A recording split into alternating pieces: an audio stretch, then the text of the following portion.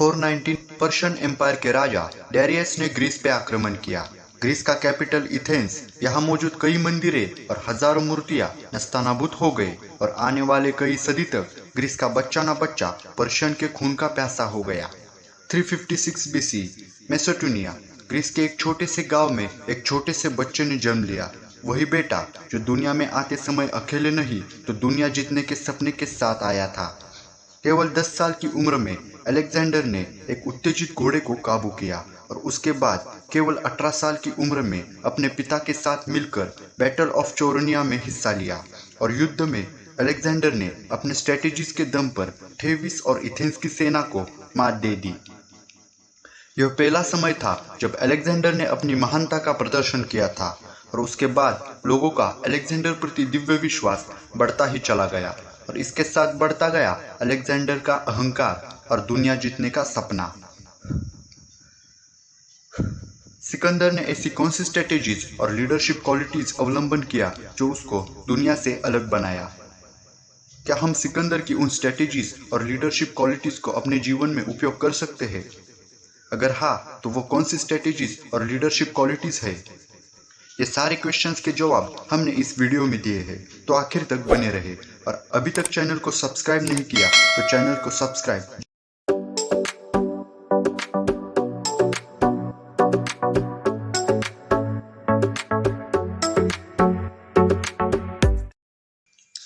Strategy number first, वह compelling vision, एक सामूहिक दृष्टि रखे। अलेक्जेंडर के कार्य से पता चलता है कि जब कोई व्यक्ति पूरी तरह से केंद्रित होता है तो क्या हासिल किया जा सकता है।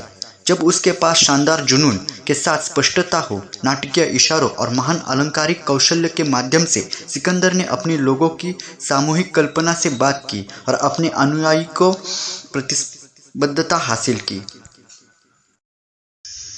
Step number second, create a well rounded executive team, एक अच्छी तरह गोल कार्यकारी टीम बनाए।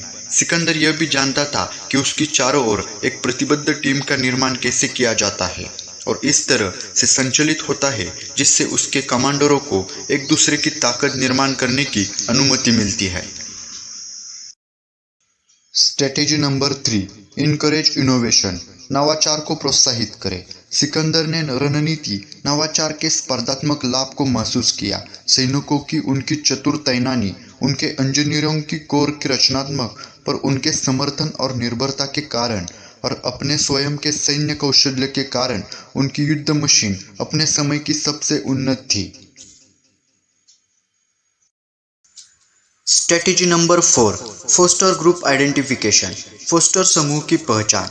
सिकंदर ने अपने लोगों को जोड़े रखने के लिए एक बहुत ही चतुर प्रचार मशीन बनाई। उनके भाषण कौशल्य, जो उनके सैनिकों को सरल भाषा पर आधारित थे, ने उन्हें सुनने वाले सभी पर एक सम्मोहक प्रभाव डाला। उन्होंने शक्तिशाली सांस्कृतिक प्रतीकों का व्यापक उपयोग किया जो मजबूत भावनाओं को उजागर करते थे। इन अर्थ प्रबंधन कार्य, उदाहरण के लिए नेतृत्व करने के लिए उनकी प्रतिभा के साथ उनके सैनिकों के बीच मजबूत समूह पहचान को बढ़ावा दिया और अपने लोगों को असाधारण प्रयास करने के लिए प्रेरित किया। Strategy, invest in talent management, प्रतिभा प्रबंधन में निवेश करें। अपने समय के लिए बेहद दूरदर्शी सिकंदर ने प्रशिक्षण और विकास पर असाधारण मात्रा में संसाधन खर्च किए। उन्होंने न केवल अपने वर्तमान सैनिकों को प्रशिक्षित किया बल्कि अगली पीढ़ी को विकसित करके भविष्य की ओर भी देखा। स्ट्रेटेजी नंबर 6, कंसोलिडेट गेन्स, समेकित लाभ।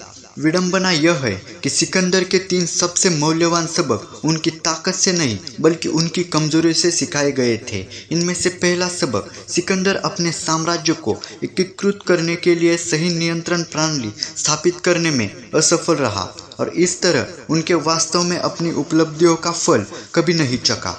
विजय बड़े पैमाने में फायदेमंद हो सकता है, लेकिन एक लीडर जो अपने लाभ की स्थिरता सुनिश्चित किए बिना आगे बढ़ता है वह सब कुछ खो देता है।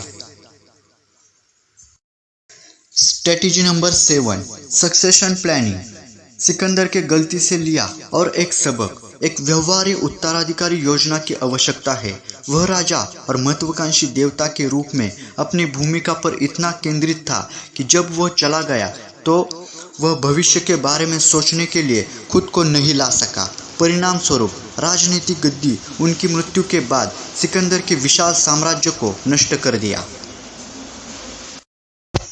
Strategy number 8, create mechanism of organisational governance. संगठनात्मक शासन के तंत्र बनाए। अंतिम सबक जो सिकंदर की गलती से लिया वो दोषपूर्ण निर्णय लेने और शक्ति का दुरुपयोग रोकने के लिए जांच और संतुलन का उपयोग करते हुए संगठनात्मक शासन के उचित तंत्र को स्थापित करने के लिए लीडर्स की जिम्मेदारी है। सिकंदर एक प्रबुद्ध शासक के रूप में अपना शासन शुरू किया, जिसमें उसके साथियों मैक्डोनियस के कुलीन परिवारों से आए वफादार सैनिक की भागीदारी का प्रोत्साहित किया गया। लेकिन उससे पहले कई शासकों की तरह वह भी सत्ता के अधीन हो गए। हेब्रिस ने अपना बदसूरत सिर उठाया। जैसे जैसे समय बीतता गया, सिकंदर का व्यवहार अधिकाधिक दबंग और भव्य होता गया।